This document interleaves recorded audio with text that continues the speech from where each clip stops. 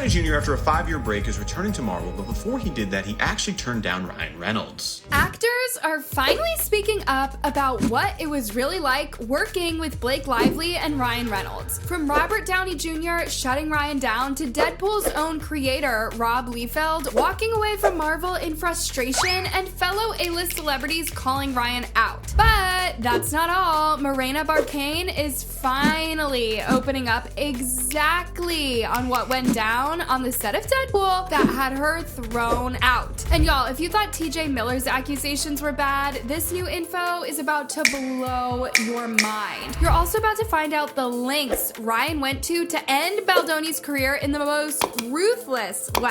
At this point, Hollywood's golden couple is looking less like a power duo and more like a PR illusion. But the big question remains, how did they get away with this for so long? Stick around to find out, y'all. There is a lot to unpack here, so grab your popcorn and let's get right into it. Especially because many of us agree that Ryan Reynolds was the leader in this. I believe that. I believe Ryan Reynolds was the leader and is the leader in everything that she does. So should we be compassionate? And the answer is no, my friends. We obviously should not be compassionate. You know, that's not how this works, okay? When you get caught doing something that is purely evil, the task is not on the people who caught you doing that thing to extend forgiveness to you when you have not asked for forgiveness. As I have mentioned, Robert Downey Jr. wanted no part of Ryan Reynolds' plans, and the reason might shock you. As we have now come to learn, after Ryan took over all the creative decisions in Deadpool and Wolverine, he tried to get as many big-name cameos as possible. And who better than Robert Downey Jr.? I mean, could there be a bigger flex than bringing Iron Man into your movie? But when Ryan reached out, RDJ shut it down instantly. According to this Variety article, Deadpool and Wolverine co-writers Rhett Reese and Paul Wernick revealed in an interview with IndieWire that Robert Downey Jr. was courted to reprise Tony Stark / Iron Man for a cameo appearance in Marvel's latest record-breaking blockbuster. Downey turned the offer down. Now, on paper, it might look like a simple no, but according to multiple sources, there was way more to it. Some say RDJ could already tell something was off with Ryan's approach, like he saw through the act and how he was treating others in the industry. So he didn't even entertain the thought for a second. And now many believe that he was dodging a bad situation, especially after seeing the chaos happening on the Deadpool set, so bad that Tim Miller, the original director, straight up walked away. As you can recall from our previous story on this topic, Tim later revealed that he left because of creative differences with Ryan Reynolds. See, the thing is, Hollywood's streets talk. Ryan's toxic behavior might have just been making headlines now, but these stars have always known how he moves. RDJ clearly wasn't here for it. I mean, just look at how Ryan inserted himself into Justin Baldoni's project. Either way, Downey Jr.'s answer was a hard no. And here's where it gets even wilder. It turns out that the role Ryan had planned for RDJ wasn't just some last-minute idea. Writers had actually designed a whole scene around him and John Favreau meant to tie into the Avengers timeline. They even had RDJ's character perfectly slotted in before Infinity War. But despite all that effort, RDJ walked away without a second thought. Wernick told IndieWire, "We had wanted him to do a cameo, we had written that scene with Happy and Downey." And just like that, in that very interview, Deadpool and Wolverine co-writers Rhett Reese and Paul Wernick may have exposed Ryan without even realizing it. Reese straight up admitted that Ryan Reynolds wrote the scene with both of them in the hopes we could get Downey. Trust Ryan to always make himself in the moment. Of course, the Deadpool screenwriters know their job, but let's be real. Ryan has never been content staying in his lane. He definitely wrote that scene with Iron Man knowing full well it would be the biggest highlight of the movie. Lucky for Ryan, this whole situation got swept under the rug when Deadpool team later brushed it off, claiming that Downey turned the offer down. Now makes sense to the writers as he's returning to Marvel in a larger and shockingly different capacity as Dr. Doom. No one on the Deadpool and Wolverine team knew about Downey's curveball of a return. But here's the thing, people are probably starting to see through the act. This person wrote, RDJ is probably not Team Justin, he's Team keep me out of this bullshit. This person said, RD Jr. has a sixth sense regarding these types of complaints. He backed Depp rightfully during his trial. Very similar. Someone else wrote, Ryan Reynolds has cornered the market on 14-year-old humor. That's pretty much all he has to offer. And then this person just wanted Ryan to put some respect in RDJ's name. No one messes with our RDJ. He is a true comeback story and an American treasure. Sure, they managed to sweep the RDJ situation to the side, but what Ryan can't explain away is why Deadpool's very own creator, Rob Liefeld, straight up walked away from Marvel, calling out mistreatment. If Ryan was such a joy to work with, why is the man who literally birthed Deadpool done with it all? Let's talk about this as well. Okay, to be fair, Rob's decision to leave Marvel wasn't purely on Ryan Reynolds, but wait until you hear how this all went down and it is not hard to see his influence in it. This Variety article titled Deadpool creator Rob Liefeld vows to cut ties with Marvel after Deadpool and Wolverine premiere issues reported on the drama on February 6, 2025. It reads, Deadpool co-creator Rob Liefeld has declared he has cut ties in all ways with Marvel after he and his family weren't invited to Disney's after party for last July's Deadpool and Wolverine premiere. Sound familiar? I wonder where Blake got the idea to lock Baldoni and his family in the basement. But let's keep reading. Liefeld has other gripes with Marvel involving the placement of creator credits in the film and what he perceives as a lack of respect from the film and television studio's chief, Kevin Feige. Liefeld attended the screening at Manhattan's Lincoln Center and says he posed on the red carpet with the Deadpool and Wolverine creative team, but alleges the photos were deleted before they were posted anywhere. Again, remember Morena Baccarin from the first Deadpool, who was conveniently ghosted in the sequel for allegedly disagreeing with Ryan. Remember, she was also spotted alone at the red carpet while the rest of the team was posing around Ryan. Morena does not have a single photo with the Deadpool cast and crew on premiere. And now we've come to learn that besides Morena, Deadpool's creator, like the whole thing wouldn't have even been here without him, that's the person they chose to slice out at the premiere, and neither his family is invited? Again, remember Morena from the first Deadpool, the one who at first had a very pivotal role in the film but was weirdly missing in the sequel for allegedly disagreeing with Ryan? And now, as if that wasn't shady enough, we've come to learn that besides Morena, Deadpool's own creator, the guy responsible for the entire franchise, was also iced out. No after party invite for him, not even for his family, and red carpet photos of him all deleted. Like, how do you erase the very person who made this whole thing possible? If he wants to go after you, he infests himself into every area of your life. And he did this just in Baldoni. He's like, who are your friends? Okay. Who owns the production company? Who owns the next movie script? I am going to infest myself everywhere. I'm going to be doing your movie premiere. I'm going to be doing promos and making fun of you.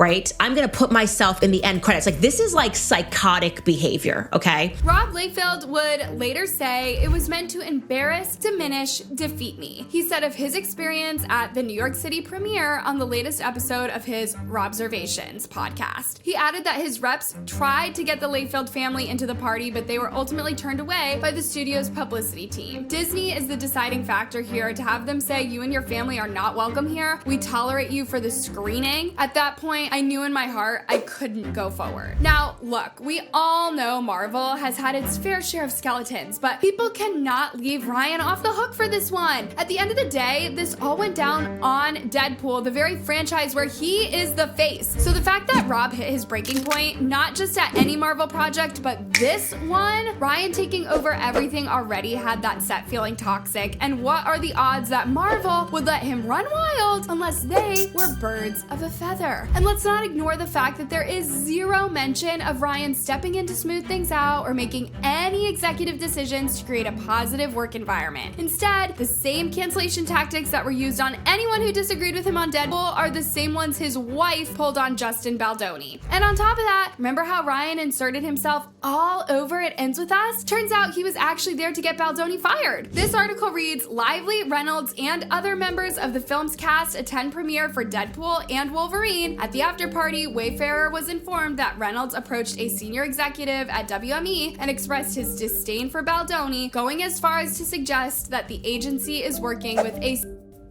editor. And true to his words, WMD dropped Baldoni immediately after Blake filed against him. That is how powerful Reynolds is. At this point, people don't need more proof. Ryan's funny guy persona is ranking up there as one of Hollywood's most almost believable lies ever told. And so we've now moved within this lawsuit, which just shows you how frustrating this must be for the ex-CIA team to be like, find me anything on him. I want to believe more and more celebs are finally speaking up after realizing that there's no point in staying quiet when the public has already pieced together half the story. Take Martha Stewart, for example. She recently came out and said that Ryan Reynolds is not the funny guy everyone thinks he is. And sure, most people might think that she was just throwing shade at his sense of humor, but a good part of the internet caught exactly what she was hinting at. Because Martha Stewart has been in Hollywood long enough to know how to talk without talking. Many believe that what she was really wanting to say was that Ryan is not just not funny, but that he is a full-blown control freak with some serious issues. I'm so surprised that Ryan Reynolds isn't funny. This is like a shocker to me. I see him walking up and down our neighborhood all the time. He can act funny.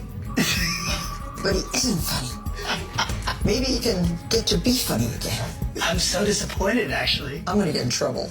And okay, maybe that sounds like a reach, but before you draw any conclusions, let's talk about what Ryan's co-stars have to say, because if you think Martha's words were bad, just wait until you hear this. In my last video on celebs exposing the Reynolds, I had talked about Ryan literally killing Morena Baccarin's role in Deadpool. Remember in 2016, she appeared in the film Deadpool as Vanessa Carlyle and maintained her role in the 2018 sequel, Deadpool 2. Morena has finally come clean on what Ryan did to her and why she left. According to IMDb, Morena was supposed to star in Deadpool 3, still in the same role as before, but the project stalled because they could not agree on the terms. Now guys, IMDb, Internet Movie Database, is a credible online database that provides information about movies, TV shows, actors, directors, producers, and other entertainment industry professionals. So if they mentioned this, then it would be interesting to know what those terms and conditions were. But Morena did not stop there. In a new interview with The Playlist, the Discourse podcast, she said, and I quote, "Yeah, I was hardly on set. That was the big difference. No, I'm not kidding. It was a huge film in general. You know, Marvel is a big studio and they do things a certain way. So it did feel very different from the others. I mean, you have to remember the first film was essentially an independent big budget film, relatively speaking, but not as the scale of what it is now. And we were making this film that was a little odd, like it was our sense of humor, but are other people gonna think it's funny? So it felt very, very different and very indie at the time, actually." When the hit never seemed to be dying down, Morena took to her Instagram and wrote, "I can understand that people felt that way, and I certainly was disappointed that I didn't have more to do, because I just loved that part so much. But in watching the film and reading the script, it felt like such an emotionally pivotal role in the film, and the entire arc of his character in the film is set into motion because of what happens to my character, that it felt it was very involved in the movie, even though I didn't have a lot of scenes." She wasn't in any of them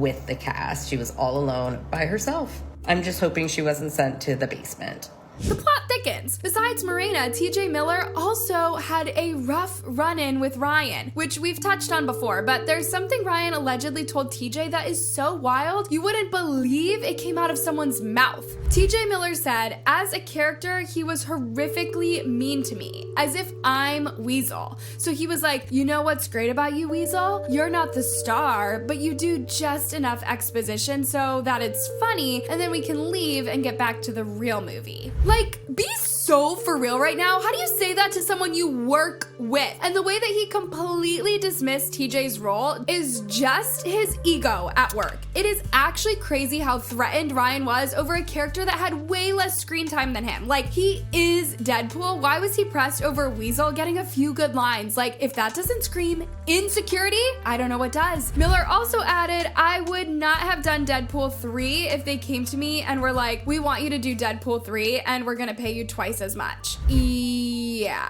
that says a lot. Finally, we have none other than Candace Owens, who has been so invested in this scandal, you would think that she's Baldoni's attorney. Candace recently revealed that she linked up with a reliable source who spilled some serious tea, and it turns out that it wasn't Blake who came after Justin, it was Ryan himself. She wrote, "Yesterday, I received a tip from someone who allegedly worked on the set of It Ends With Us. Lately, everyone is bashing Blake Lively, but apparently the true villain in this saga is Ryan Reynolds." Owens said that her source was alleging that everything started after Ryan, 48, decided to stroll onto the movie set one day and review the dailies. The political commentator then claimed her source said that the Deadpool star took a look at the script and said something set him off. Candace concluded by saying, "Here's what I think likely happened. My opinion. Ryan Reynolds is grossly insecure. This, in part, motivated by the fact that he dates and married a woman who are almost a decade younger than him." By now, Ryan's insecurity is basically a reoccurring theme. It's something we've heard time and time again since this whole scandal started. Whether it's trying to control the spotlight, cutting people off, or throwing shade at his own co-stars, or even imposing himself into his wife's projects, the pattern is way too obvious to ignore. At this point, Ryan Reynolds and Blake Lively's flawless image is on life support, and the truth about how they treat people is finally catching up to them. From co-stars feeling sidelined to behind-the-scenes drama that just keeps piling up, more and more people are stepping forward with their stories, and honestly, the receipts are too loud to ignore. But what do y'all think? Do you think that Blake and Ryan will ever come back from this, and could there be more to the story? Let's talk in the comments, and don't forget to like, subscribe, and stay tuned for the next one.